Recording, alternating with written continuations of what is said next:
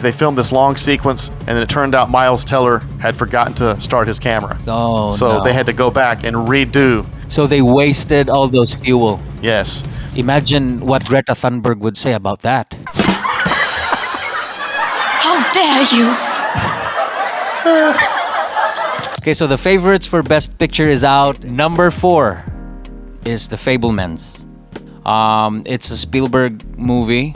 When you look at the previews for Fablemans, this is a movie about Spielberg. This is a autobiographical type.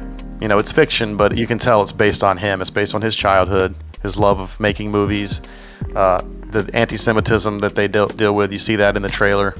At number 3, Banshees of Inisherin. Ooh, okay. Well, I saw that. That's my pick so far. Because if you're familiar with any of the other Martin McDonagh movies, it's got some difficult things in it that you wouldn't think, oh, I want to watch this over and over again. But I want to watch it over and over again because of the performances, you know, and the dialogue and the way things are written. Because I'm sure there's some clever things that I even missed watching it one time. So that's what I'm looking forward to, is seeing it again to really appreciate those things. It's the same way that when you watch a Coen Brothers film, you really need to see it again, you know, because they're so rich with the writing and the dialogue, and Martin McDonagh is similar to that. And number 2, Everything, Everywhere, All at Once. All at Once. That was a mouthful.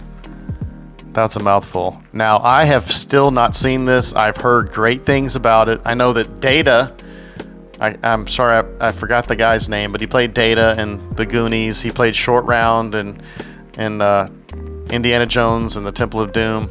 He's back in this movie in probably his most prominent role in many years. And here's the thing about Michelle Yeoh. Okay, most of the time we don't think of martial artists as, you know, great actors. You know, we don't think of, you know, even though I love Jackie Chan, he's not known as this great actor. You know, we think of martial artists as doing their own thing. They're doing, and that's, you know, that's acting too, but it's choreographed fighting and things like that. But Michelle Yeoh has proven over her career to be a very good actress, very exceptional. She was great in Crouching Tiger, Hidden Dragon. She was a Bond girl, you know, at one time. But this movie is giving her a lot of love. She's been nominated many times in her career and never won for a specific performance until now. She's already won a couple of awards for her performance in this movie, and who knows if she's going to be nominated for an Oscar and other things as well coming up. A very good actress. She can do comedy, she can do drama, and of course she can drop kick you in the head. She can do a roundhouse kick and knock you out. Yeah. I think Michelle Yeoh is extremely underrated. Oh, and by the way, early in her career in Hong Kong films, her stage name was Michelle Khan. So Movie con. She's a movie con, a real life movie con. Number 1, and this will blow your mind. Okay, let's see what it is. Top Gun.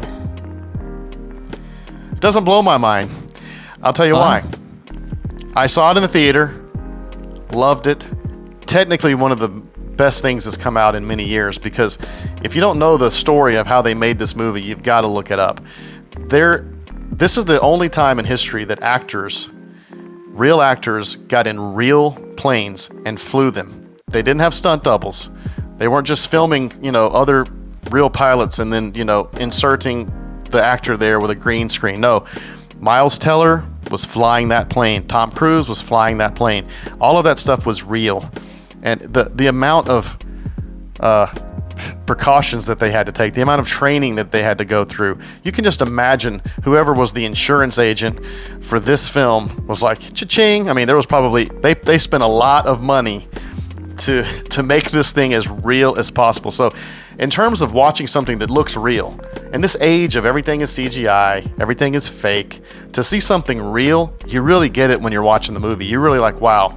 And I'm glad we saw it on the big screen as well. I think we saw it in IMAX, so we could really appreciate it. It's like going back to old school movie making. Like, we're gonna make this look and feel as real as possible.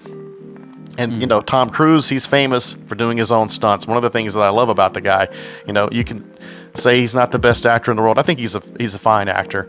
But you can't question the guy's dedication to what he does. He does his own stunts. He's like the American Jackie Chan, you know? So, if you love movies too, like and subscribe.